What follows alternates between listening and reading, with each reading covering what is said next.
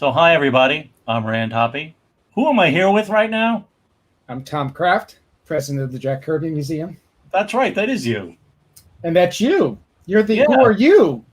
Me? Oh, I'm Rand Hoppy. I'm the executive director of the There Jack you Kirby go. Museum. And Mike? Who are you, Mike? It's me, young but cool Mike Cicchini. And who's the other Welcome. guest? I'm Steve Meyer. I'm the second member of the Jack Kirby Museum. And he's. You, Let me say that. according to the post office, I don't know when the check was written and dropped in the mail. You may very well have been the first writer of a membership check to the Kirby Museum, but because you were in the Midwest, you know. Hey, there's Jeremy coming. Oh, Cool. oh, cool. So because you were in the Midwest, hey, Welcome back. welcome back. Yeah. So,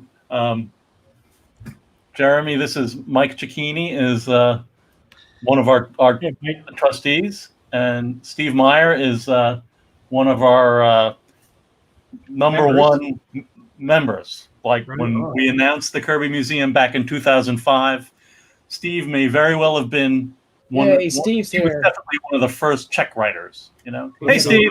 Hey, Hey. Jeremy. Mr. Sherman. Good to see you.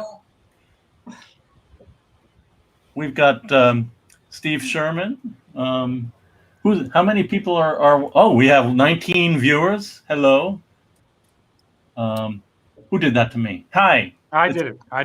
That's okay. You can do it. It's so this is just like a chaotic fest of video screens and chatting. We've had a great Yay. we've had a great day talking about Jack.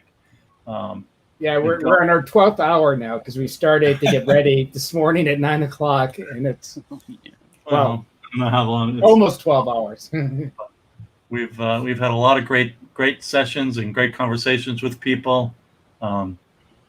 Bruce, Mark, and Steve joined us early Pacific time to talk about Jack. Jeremy was just with us, and we talked to his sister before him. We had Mike Royer on. It's been a day. Right?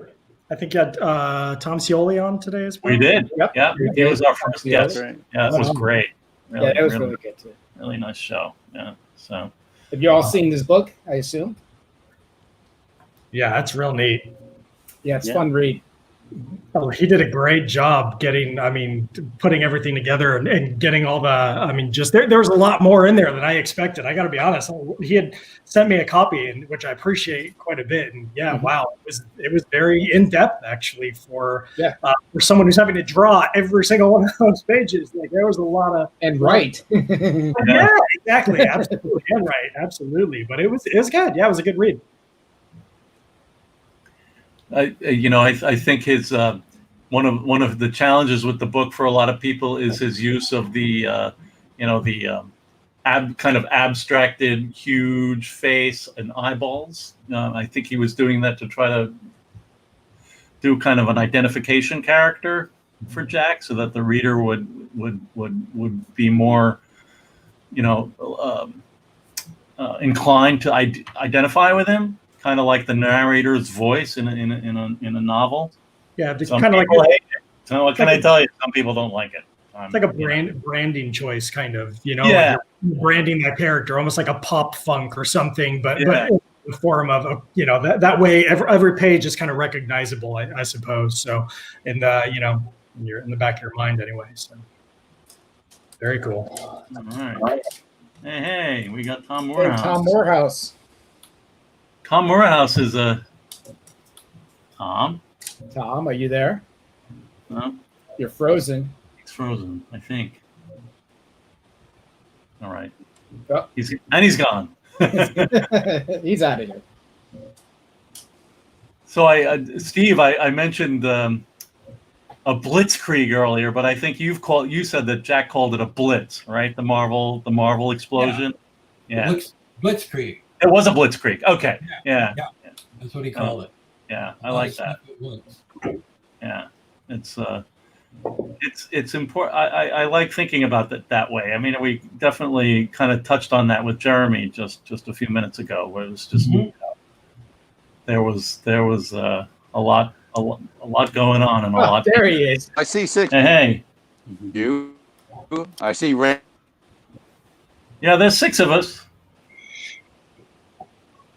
You've got an icon. Oh, he's out. Looks like he's on the I'm phone having too. the like James Romberger technical. Yeah. difficulty. It sounds like the James Romberger technical difficulties. He might be on the phone or something that's not happening. Yeah, but for me, it's like I think about the Silver Surfer story. With Stan opening the envelope in the office and going, "Hey, what's this?" Well, that was the reason why that became known as like a thing. Hey, Tom,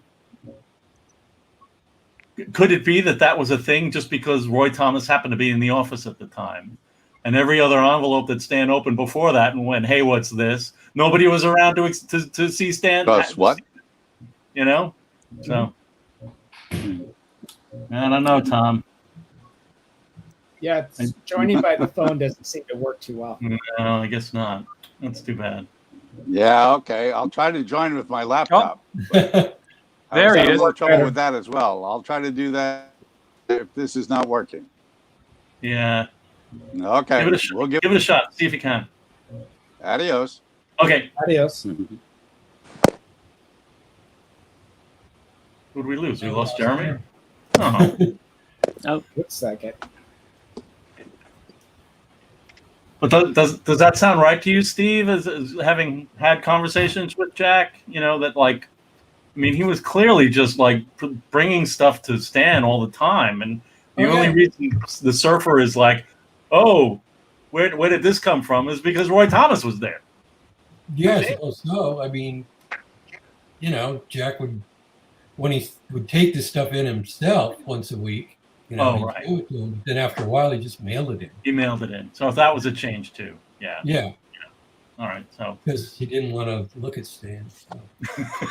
After that weird tape recorder thing, like All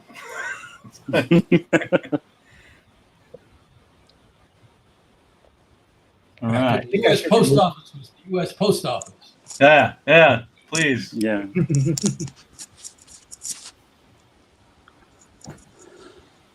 So what should we do while we wait for Jeremy to return and Tom's connection to work out? Well, I don't know. Should we do a lightning round of questions from the viewers? What do folks want to know? Yeah, well, that's not a bad idea. We can answer questions. I really have no idea what this event is. It is a virtual party, so we're just kind of hanging out, yakking it up. We can take questions from people. It sounds, at some point, I don't know, 12 minutes, we'll have a moment. I invited Lisa Kirby, of course. In the chaos, I took too long and I didn't give her enough time to, it was short notice. So she did write us a nice a statement to thank the fans. It was short notice. So who's got their audio on? It's Barry. A statement to thank the fans. Can you turn your audio off? Who's got their audio on? Barry! I'm hearing myself speak. I just muted him. There we go. All right, there we go. So That's not good. All right. So, maybe in a few minutes, 10 minutes or so, we'll kind of. Barry, turn your audio off. I did. So, maybe in a few minutes. You got to do this. All right. So. Well, I just stopped in to say hello. I've got to head across the valley floor back the other side of town. Thanks, So. Steve. We really appreciate you coming this morning so early and participating with us. And, we're just kind of hanging out. So it's good to see you. I'll see you next summer. Okay, I hope so. Hope we see everybody next summer. So we do have a question from YouTube.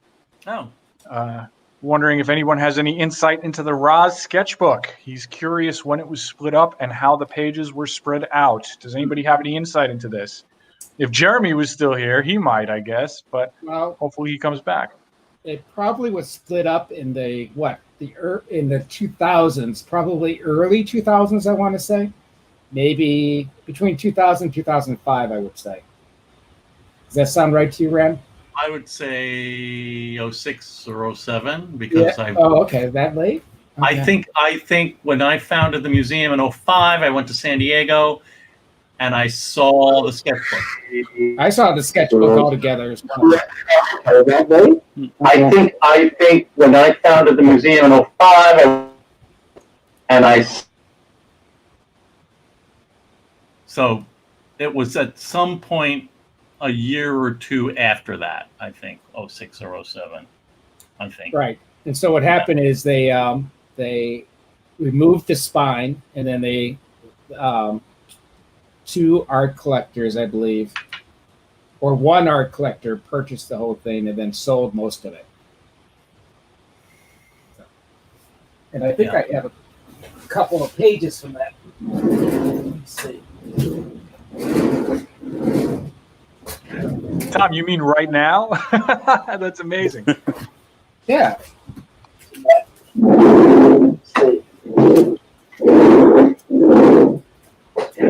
Tom, you mean right now? Yeah. There's a couple. That's from the sketchbook. Hang on. I'm gonna put you on the solo and then. Oh yeah. So we have 10-4 and. That's my favorite. The Desad one is great. Sarafan and Desad. Wow. Yeah. Yeah, wow. That's it. Then I have a lot of photocopies. These, by the way, are the ones that Jack got from DC. They're about 6x9. They vary in size, and there are stats that were handed off to Jack. What else? Also, Thor. There's a lot of photocopies given to Jack on the Thor book. Right.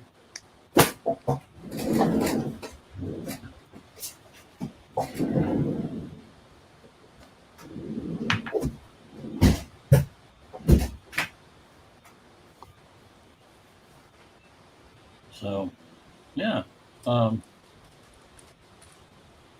we have any preview of what's going to be in the auction? I think there's Mr. Miracle,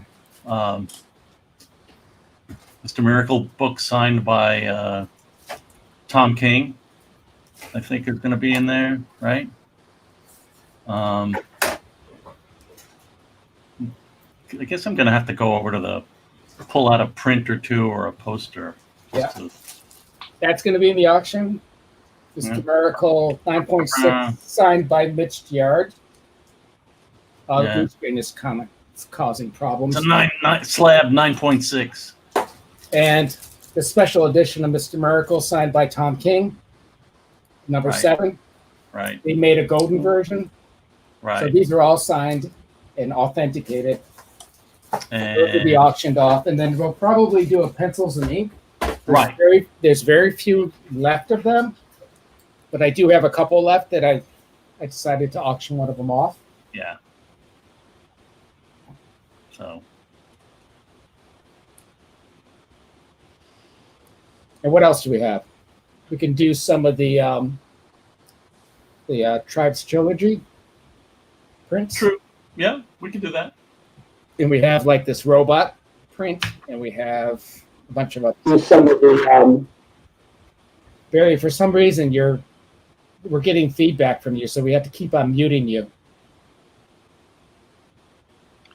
I think if Barry, if you have this stream open either in YouTube or Facebook, that's probably what's causing it. If you just shut those down and stay in StreamYard, he's out of here. That'll fix that feedback. And his device on the move. and disconnected. Yeah. He'll come back. So I don't know. I guess I talked too much about. Oh, whatever. Any chance we'll see? Well, yeah, there is a chance. I mean, it's a Disney thing, right? And Well, that's a good point. Yeah. you know, What wasn't that reprinted? At least in France, it was reprinted as a book. I have it. there was. Yeah. Yeah, it's in French.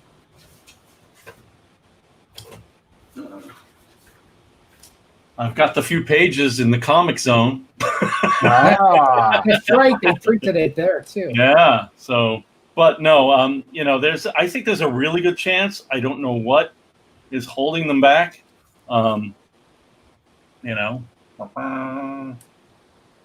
So, I mean, new, modern colors, completely fun.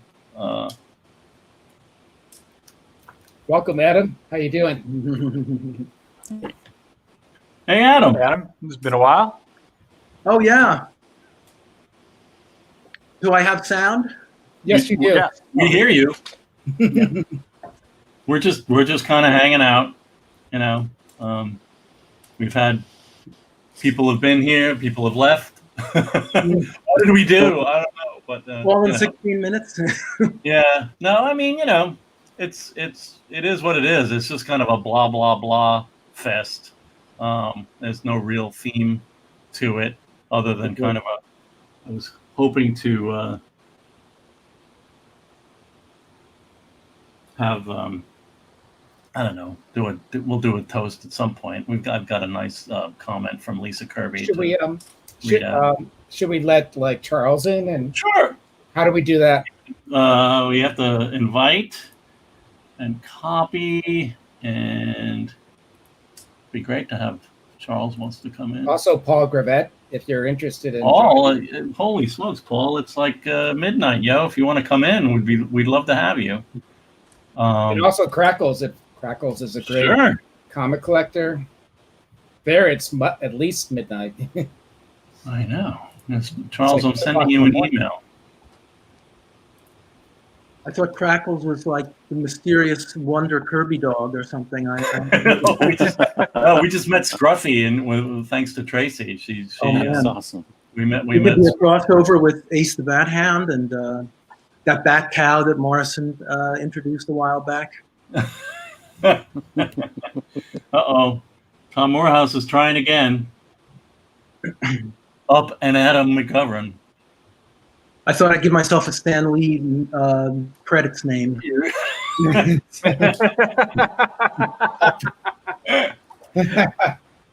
Like my collaborator Paolo Leandri, I call Paolo mine Leandri. That kind of got it. Yes. I'm no Stan, I suppose. I am actually making an attempt to go over to Facebook. Message. Will I feel different? Can I message? Well, you could. Well, Charles is in. I sent Charles an email. Oh, good. Charles, you got an email. Hey, I tried doing it on my laptop, but it did not work. So I'm back on my phone. If you guys can hear me. Yeah, we have mixed problems with the phone, but hopefully you'll stay for a while. How you doing, Tom? It's been a while. Good to see you. You look like you're tan and retired. Good to see you as well, bud. Life. Man, you look like so cool. Oh, you're froze. I want to remember him this way.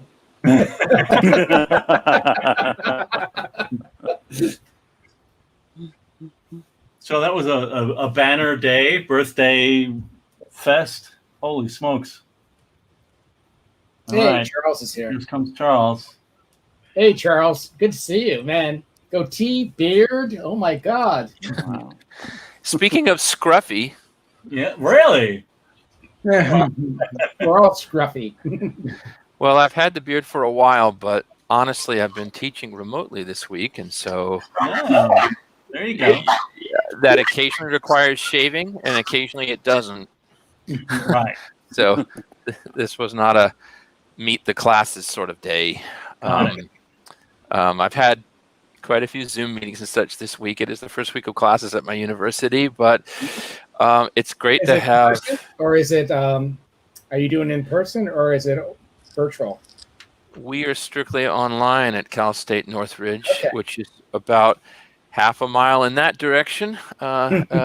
So coming to you from Greater LA, it's been a delight to catch some of the things today, including, well, when Royer said that I should look at his inks in Commandy #2, I went. You went for it. Nice. And immediately pulled this off the shelf and thought, okay, let me check this out. So that was interesting to hear, and I love hearing Mike Royer's comments about technique. And his properly feisty defenses of the work, which are still humble, even though they're also properly feisty, which I think true. that is, That's right. I think they deserve. It's good to see some folks that I know here. I haven't seen Adam in a dog's age, or Barry likewise, or Mike. I don't know that Steve and I have ever had the opportunity to meet. Steve, where are you geographically? Manhattan. Just a short ways down the road. Made it out to your show. Yeah, exactly. I never made it out to the show, unfortunately. Unfortunately, I can't really do anything like StreamYard or Zoom without my screen reflecting in these glasses. So it gives me a weird look. Looks very Kirby-esque. Yeah. I don't know. We're brothers of the Blaze, Charles. Yeah, that's right. Adam, you have it too. Yeah, that's okay. Did you all see when Alex J posted Jack Kirby's draft registration card on his blog a few days ago? No. That was really interesting. I might bring it up tomorrow when I'm in chat with Rand and Tom. But it was interesting to see where his local draft board was, which was about a 10-minute walk from the address that he gave. The address being the address of his next of kin, Mrs. Rose Kurtzberg. Yes. And it's interesting, too, to see that it's Kurtzberg at that point. Yeah. I was looking this up, October 16th, 1940, there's like 1 million men in greater New York City registering for the draft on that day. Think about that for a moment. 1 million. Reportedly, there's more than 300,000 in Brooklyn alone, which is where the Kirbys lived at that time. It's like, man almighty. So there must have been local draft precincts everywhere. And the address given for the Kurtzbergs is about a 10-minute walk from the place that is stamped, the address that's stamped on the backside of Jack's draft card. So, wow, I mean, it's amazing to think of so many people being mobilized to do one thing at once. There are stories about people waiting in line long before 7 a.m. just to get the draft registration done with. And what is this, October 1940? It's going to be another 13, 14 months before Captain America Comics #1 actually bows. That's right.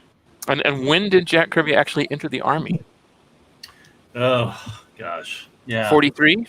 43 is the number. Yeah, is what 43, I believe. Yeah. I noticed that. Go ahead. No, I just remember that there was. Isn't there an anecdote where it was he was definitely experiencing some moments of comments from other dudes being like, why aren't you in? Like that thing, like, why aren't you? What's up with you? Like, what are you, Frank Sinatra or something? There's a page in Tom Scioli's book. Great. Yeah, that I think right. is based, It's true for me. which is based on interviews with Roz, I think, or an interview with Roz, where there's a kind of gray period where, as head of household, he's not enlisted in the Army, but months are going by. It must have been like an awkwardness. There's almost a sense in Scioli's book that they're doing a sort of stealth honeymoon at home, but in the meantime, the whole world's going to war. Yeah, and that's like a strange thing to think about. Very strange. So, the government was trying to let him travel, but it's like not with Roz, I guess. And there's something else about his card or his registration or his enlistment form. I mean, where it seems either a typo or something where he's been tagged to go into like aviation or something. Like I know he ended up getting into the motor pool and doing pretty poorly, right? Because there's that story about him, learning to make the noises underneath the machine in order to make people think that he's working. Right. But there is like an A or something that indicates aviation, and but that's it's like it's database stuff. It's not an actual image of the form. So what's that? But it's there's reams of information that are available, not only about military enlistment, but also about just New York City in 1940 or thereabout. Yeah, that's true. Yeah. So that does make it into Scioli's biography too. Though I think it's that he wanted to go into the Navy and they stamp it for Army or something like that. I thought it was, or maybe he gets it changed at the last minute. I can't remember. I only know he ended up not where he thought he would have it easier. I think Tom and Rand had raised a discussion or raised a point in some earlier conversation today about why Kirby didn't have the relatively safe, let's say, stateside signal corps kind of gig, the way a lot of comics artists in the Army, in fact, had. And it's true. He lived a transformative spell in the fields of Europe. Man, that's yeah. Have any of you been to that spot on the Moselle River near Metz, France? No. Where the is anyone? No. I was fortunate to go to a conference there a few years back, and they took us out for lunch one day to the river. Oh, wow. That's great. To check out this spot. There's a series of pylons with text in French, German, and English that go up and down the banks of the Moselle River. Here, it's kind of near the Rhineland, so it's in that part of eastern France that the Nazis were retreating back into, but desperate to hold on to, and so whereas Paris was liberated pretty expeditiously, pretty fast. The campaign as they move further east across France becomes dug in and kind of dogged, and there's just this is where James Romberger's The Oven is set. It's set around Dorno-Corny, right? But there's an actual pylon out there, and some of you will know or remember, and I think it may have turned up in the Kirby Collector or in some of Jean's work as well, that there's that organization in Metz, France called l'Association Thanks GIs, which is a French organization that does oral history around the war. So you walk along, and it's like a nightmarish description of a failed battle that no one wants to remember, which is, of course, exactly why you should try to remember it. And then the last pylon in the sequence, after about half a mile or so, is full of Kirby art. It's like, son of a... Oh, wow. Like, it's really something, and this thing that they lived through, those soldiers that were in that spot, it's like, man almighty, it hardly bears thinking about. It's just so... it was like a really intense experience unexpectedly for me to be there, kind of, and to think about it. So I was very, very grateful to be able to, to see that. But they had placed like images from the losers, which is, you may remember, there's all kinds of artillery fusillades in the losers. There's all kinds of bam, bam, boom kind of things, and they put those up in the spot, and then where they were in the woods there being shelled continuously by Nazis is basically that scene. It's like bam, bam, boom. The trees are splintering and flying into pieces around them. It's like, oh man, a good part of American comics almost ended. That's right. That day, that's terrible. Look at this. Not to be flippant about it. I'd like to add things from Ancestry.com with the civil occupation of Jack that I'm sharing. It says aviators. Maybe that's one note down from artist. Or I don't have the actual paper, but it just seems pretty odd to me that he was tagged as aviators. So it seems like there's I'm thinking about the movie Brazil and Tuttle and Buttle.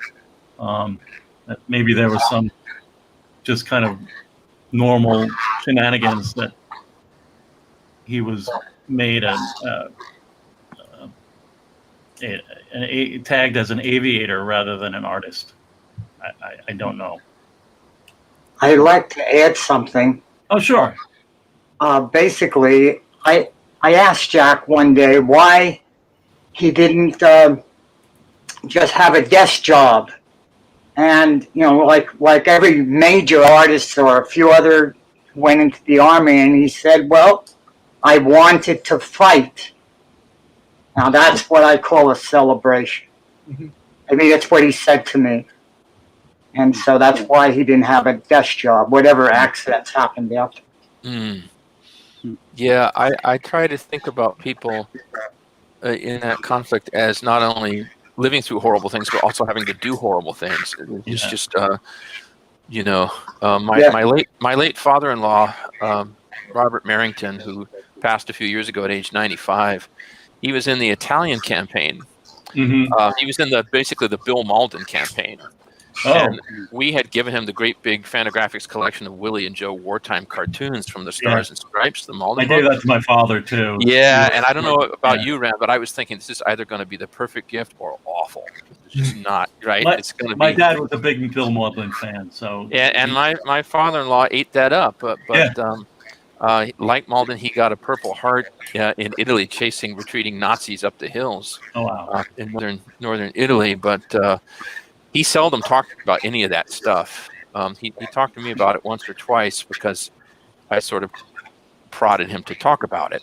But it's quite the thing. I often show Bill Malden cartoons to students in my comics class, and say these were drawn with a brush in a war zone, right, by a combat infantryman, which is. It's not like I've been able to teach that history very much in class, but I have a couple of Malden examples I like to turn to, and I also use the hot box example that Kirby did in the 50s. Oh man, as a frequent heavy rotation item in my classes. It's so good. Hey, I'm here and it's actually working. It's actually working. Look at you. It's working. Wow. Thanks for not giving up. If there's a will, there's a way for Tom Morehouse. That's right. Something like that. Ooh, let's get out of the glare though here. Yeah, you have to get away from that light up behind your. Better. Okay, good. Groovy. How are you guys? Good. Good. How are you doing? Good. Yeah, a little. It's been a long day. We've had, how many sessions we had? I can't count them all. I caught part of your session this afternoon or this morning. I guess it was. No, it's been great. Yeah. We had 9 sessions today. This is the 9th. All right. So, 9 1-hour sessions. What's that? What's that? You'll hear Liam in the background. He's good. Camera appearance. Yeah. There he is. There he is. Does he read Kirby comics? No, but he doesn't eat them, so I That's can a good thing. So it's a plus. He's on the plus side. Absolutely. Yeah. It's Scruffy. What's that? We met Scruffy today. Jack's yeah? dog Scruffy. Yeah, that was fun. The Tracy shared a photo of the Kirby of Jack's dog that she said was an incredibly ugly dog and had really bad breath. And nobody wanted to really feel, Trace. Yeah. But Jack loved that dog, and Jeremy said that Scruffy was just fine. So nice. It was nice to meet Scruffy today. Good. Yeah, we've got 2 more days of events, and it's been really fun. So we'll keep going just to keep it happening. I've got a question for Tom. Tom M. Tom, you are the collage artist that did like Kirby's War and things like that. Is that correct? Yeah. Actually, I also did the 50th anniversary of Marvel Comics. It was Marvel 5 Fabulous Decades of the World's Greatest Comics. The inside end papers. I did that as well. Yeah. Has doing collages like that been a part of your life for Time Out of Mind? How did you come into that? As a kid, okay, I would cut out panels from the comics that I had and make my own stories. So the idea of cutting up comic books was not foreign to me. And I really got started kind of happenstance. I had a letter from Greg Theakston. I don't know if you know who Greg is, Sure. Kirby biographer. And on it, in it rather, he had sent a preliminary drawing or whatever, what the cover of the Jack Kirby Treasury Volume 2 was going to be. And it had a current Jack drawing of his 50s characters and so forth. And I had a copy of the Simon and Kirby letterhead from the 40s, and I just started mentally thinking about putting them together. And it just kind of started there, you know. I mean, I did little collages at first. I have a little one-page Sergeant Fury collage and some other things. But the thing that Rand was showing started out as an idea after I had started doing these collages. I went into Marvel and pitched them on the idea of publishing once a month. This was in 1991. Once a month, a collage of a character that Jack had drawn. You know, we were coming up on the 30th anniversary of the FF, and I thought it would just be kind of a neat thing to celebrate Jack's contribution to Marvel. And so the idea was I created these separate little collages for each character, and the idea was always to integrate them into one big collage. I pitched the idea to them. They were less than receptive. But while they were scattered, while my collages were scattered on the floor, the vice principal or president in charge of the book that they were doing, Judy Fireman, I think was her name, walked by the office, looked at the floor and said, "Oh my God, that's exactly what we need for the book we're doing." Hands me the card of the book designer and says, "You're hired. Go talk to him about doing the end pages." So it was a really happenstance kind of thing. But so what happened was that I had started to kind of put them together myself, and it sat in the basement, really for about 15 years, covered with a sheet. And then when it was coming up on, oh gosh, how long has it been now, Rand? 8 years since I did that? I think so, yeah, something like that. Rand, can you put up the Oh, and, sure. And you know, I hauled it out and just started to tweak it and do it with it. And, I'm pretty pleased with the results. Well, of course, then there was the, you know, scan it and print it, and then the other round of revisions that occurred after. Oh, yeah, it has been revised. It has been revised. And it's changed since they printed it? Yeah. I added all of Jack's Golden Age characters. So virtually every heroic character Jack ever drew. So we're going to have to do a second edition, you're saying? I think so. I think so. You know, the funny thing is I was at a convention, and there's this Tom King. I don't know if you know who he is, but he did the Mr. Miracles series lately.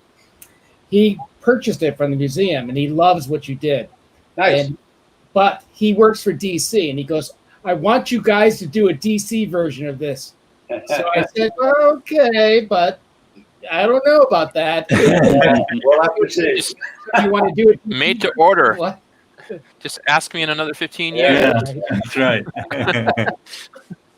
No, it's interesting that you mentioned the Simon and Kirby letterhead, Tom, because I think I saw that in Steranko's History of Comics as a kid. Yeah. The one that had all the characters. That was the black and white one that I put together, the black and white drawing that Theakston sent me. Yes. Oh. Yeah. It's a really interesting letterhead because it didn't seem to matter to them which character belonged to which publisher. They stuck all the things that they had made and they were proud of, whether it was Cap or Boy Commandos or whatever, into one kind of. There's some obscure ones in that too. I mean, the Kerry Drake detective. I mean, people associate Simon and Kirby with Kerry Drake. You know. But, it's like a yearbook photo of all the good early 40s Simon and Kirby stuff. That's right. Yeah. Yeah. So it's quite interesting. Yeah. No, thanks for answering my question. I mean, collage is just like a thing, you know, with Kirby, and so it just seems to fit, you know. Yeah, well, I mean, I like to think that it's a spiritual connection I have with Jack. Yeah, but there you go, Bear. Mm-hmm. But, he's reaching. It's just like that ad that ran in the magazine about ghost of famous artist teaches young boy how to draw. National Choir Star or whatever it was. Yeah. Weekly World News. Oh, that's what it was? I think so. It's funny, Tom, you mentioned that Mr. Miracle book that Tom King wrote for DC, and some people like that book and some people really hate it. And I'm not asking people to dogpile on it, but I've noticed that Tom King has a definite read or take on Jack Kirby's life. He has a definite sense. It's maybe a tragic and traumatic sense, but he has a definite sense. I don't know if you read that one issue of, what was it, Commandy Challenge that he wrote? I did read it, yes. The only interesting issue of Commandy Challenge, I thought, the one that Kevin used to do. And it's like brutal. Oh, there we go. Yeah, there it is. It's so oppressive and depressing. The Commandy, yeah. Yes. Yeah. So what did you, I'm just curious, Charles, what did you think of Mr. Miracle by Tom King? Thought it was something that I was supposed to hate, and I didn't hate it. That was kind of how I felt about it. All right. You know, I don't know that I loved it. But it seemed very knowing. Like he was constantly beginning and ending the issues with quotes from Kirby's actual Fourth World books, and then the sort of funky or Stan Lee impersonation. It's really like Funky Flashman was awesome. It's so really funny. It's really cutting in that book. Like it's like, you know, I mean, I don't like the idea of like Scott and Barta having casual domestic banter while they're literally slaughtering like enemy soldiers. Yeah, that was really weird. That is something that Tom King does a lot, where there's like flat and affect, like there's super violence, but the characters, they're like soldiers. They do what they do, you know, and so it has a weird vibe. Wow, that's cool. Yeah. And then there's been some stuff added to it since this. Yeah. Actually, I was trying to sit in front of the revised one downstairs, but the reception was lousy. So. Oh, that's right. You were. Yeah, that's right. You're getting my kitchen instead. That's right. So, does anybody? Shall I share Lisa's wishes? Yes, please. So, the post to Jack Kirby. I ran out of beer. Creator visionary. And I like that, Charles. Cheers. But I will. Here's Lisa. A very happy birthday to my father. Thanks to all who are participating in this event. And sorry. I know, Barry, you're the noisy one. Okay. A very happy birthday to my father. Thanks to all who are participating in this event and the many fans joining into the festivities. Besides his family, my father loved his work and his fans. He enjoyed creating new characters and worlds to keep you entertained. He would light up at comic book conventions, talking to his many fans, and enjoyed entertaining at home as well. He would love the fact that he is still being honored and that people are still enjoying his work. I am so happy that his legacy will live on through outlets such as this and other media. That being said, I will raise a toast to Dad for his birthday and thank all who are attending. Nice. I'll go in and cheers all. You're here. Thank you, Lisa. Cheers. That's interesting. She talks about the constant creation of new characters. That falls right in with the story about why Jack was never allowed to drive, because he was just always so distracted thinking about other stuff. Yeah. Well, thanks, Lisa. That was really, really great. Really appreciate that. Jack told me that if he drove, he always ends up in the bushes. And that's that's why Roz always drew. I know he ended up in the bushes somewhere. But in his mind, he was catapulting over the bush and landing in a full karate stance. Yeah. on another galaxy. Oh, there you go. There you go. So we have. What do we start with tomorrow? Cartoons. We're going to do some cartoon stuff.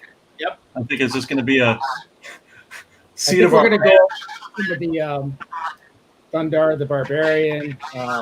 Actually, we should probably get some slides together of some of the weird cartoon stuff he did.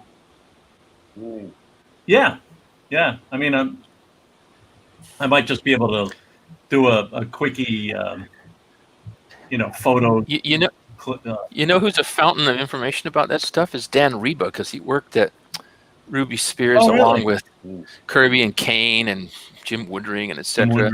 Dan Reba, who directed some of the New Gods themed episodes of Superman the animated series, and it would have been there with the team that sort of turned Dan Turpin into the Jack Kirby tribute, if you remember that, in the Superman cartoon. Right. But Reba told me some interesting stories about the Ruby Spears stuff, so I mean, that wasn't a glory period for Saturday morning animation, in my opinion. But there's always Thundar, And then there's the funny thought that the reason that Mr. T had a Doberman Pinscher is because it was Kirby's idea, like he had a dog, and Mr. T and the T-Force. Somebody said that in an interview, or Dan Reba may have said it to me. Wow. But like the idea that Mr. T had a faithful dog in his cartoon was like, supposedly that just came out of chatting with Kirby in one of those conversations that they had going.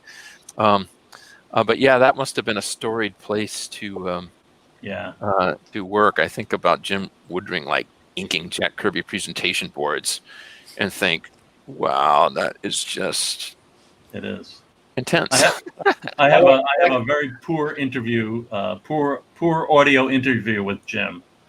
Just a little bit that I shot in Artist Alley at San Diego in 2006, and just because I wanted to get something, But I think I met Dan Reba at the C-Sun Kirby exhibition. He's a big.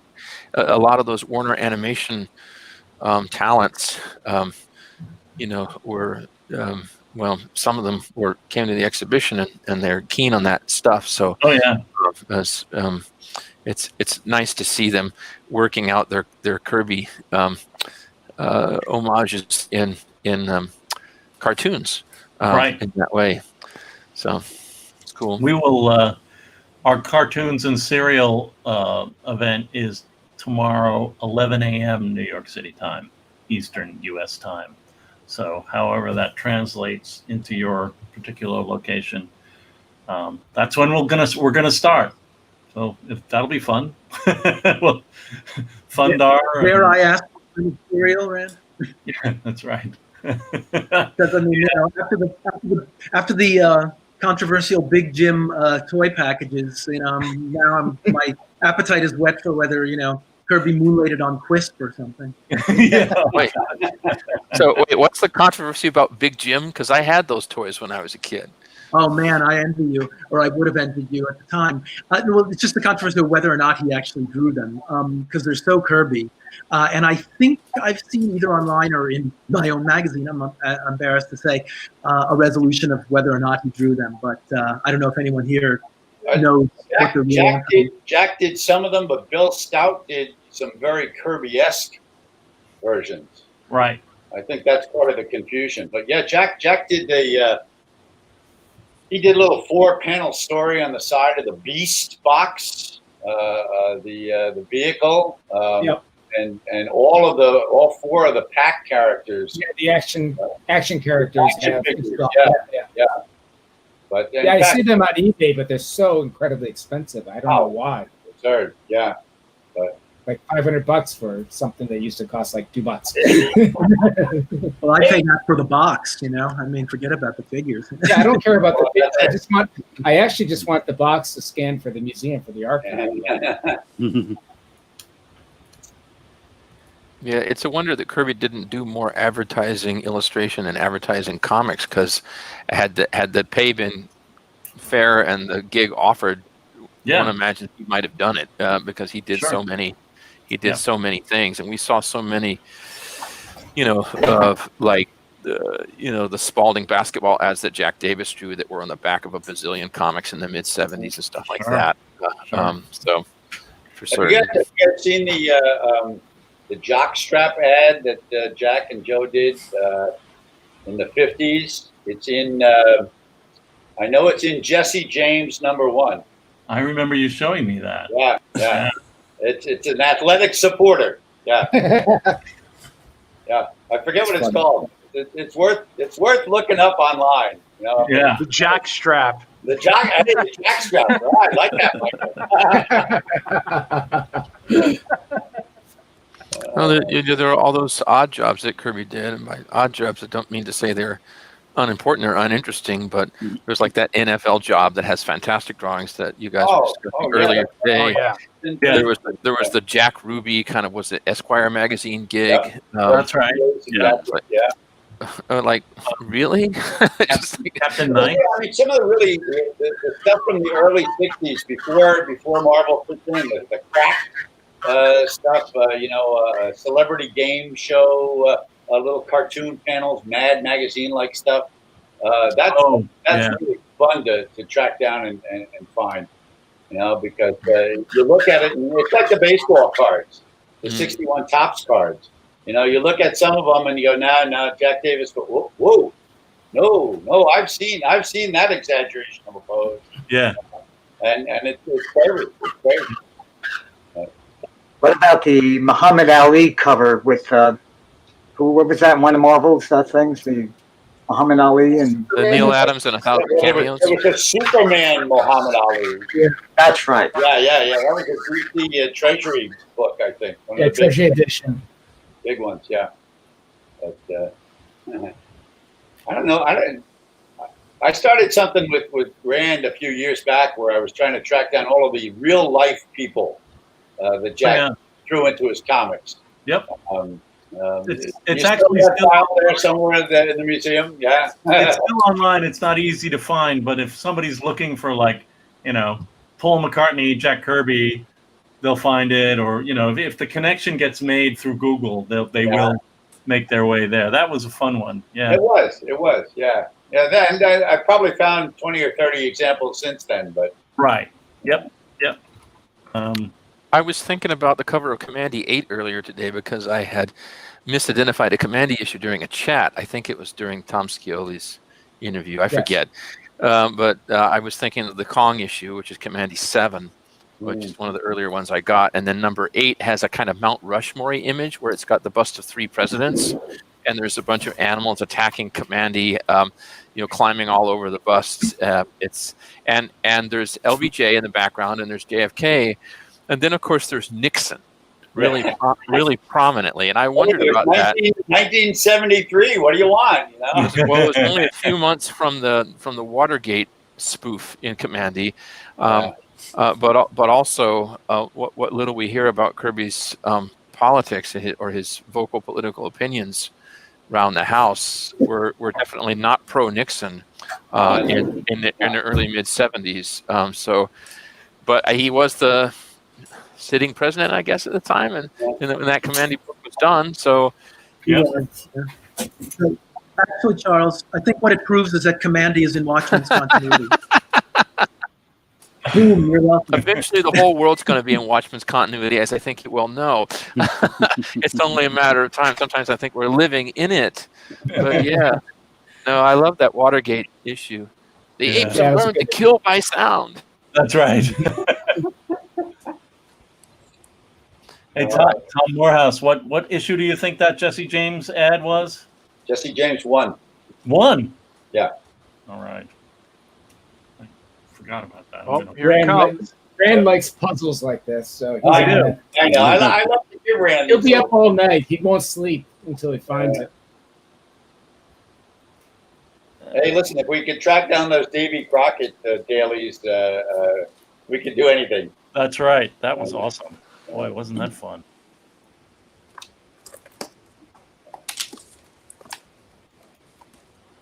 Oh, come on, really? Really?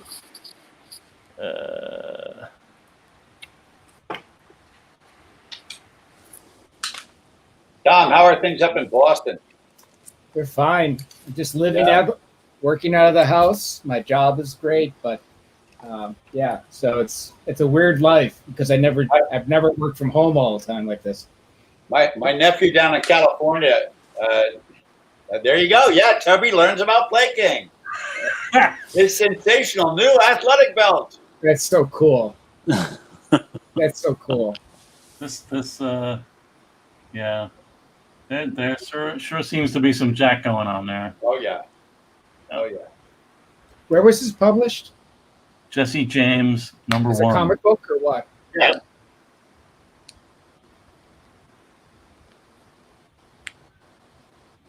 Thank you, Comic Book Plus. God bless them. Yeah. All right, Tubby. Enjoy your jock strap. Okay. Plaking. That was fun. So back then he was known as Jack Plaking Kirby. Funny. There you go. No, Crackles, there is some original art for 51, I believe. Yeah, I think so. Yeah, we have about 3 pages.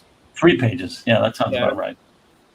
Yeah, I remember looking for it recently to try to see about some awesome liner notes or hints as to what if Jack's intent was a little different from the story that it resulted in, and I, didn't find anything that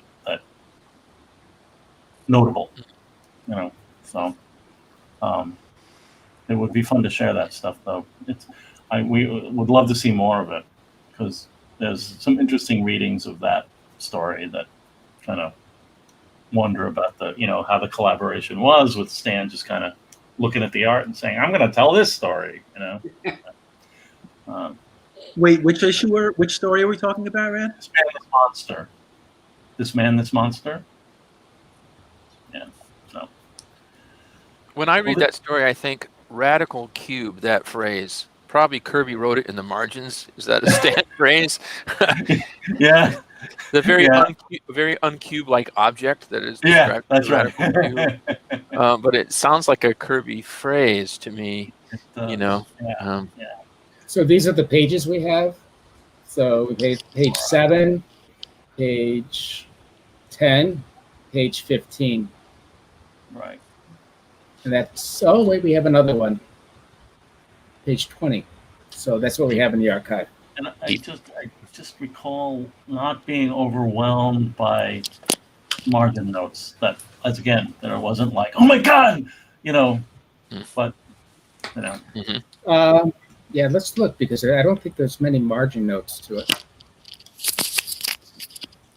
It's a great story that ends too. It's a great story that ends too quickly, I think. Yeah. But it's like the quintessence of mid-60s Marvel for me, that one. Oh, is it? Yeah. Yeah. The one and done Marvel too. Like it's just there. Well, and what was definitely not a one and done book at the time. Exactly. Yeah. Well, and as a kid reading them, I much preferred the one and dones. Because you didn't in those days you couldn't always get the next issue. Right. And there were no avenues to pick up issues that you missed. At least not where I was living. But. Sure.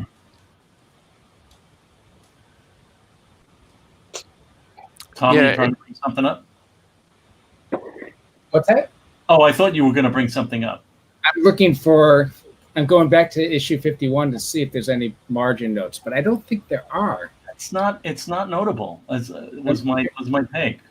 Sure. So, it's pretty. If there's something there, it's basic and not like, aha, that's what Jack was saying. Yeah, see, there's not much here. And then, can you do a curvesy thing on it or anything? Just want to go to the top. There's Stan's writing on the side. Right. But no margin notes that I can tell. Let me just see if I can develop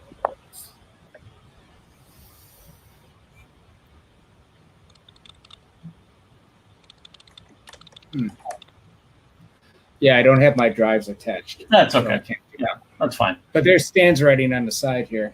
Right. Right. And let's see what else, if there's anything else. Nothing there. Yeah, so it's interesting. There's only Stan's writing.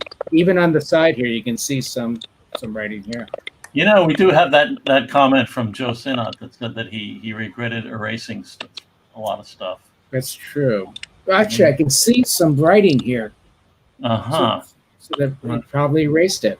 Hmm. Yeah, I can see some writing here too. Yeah. Huh. Well. Okay.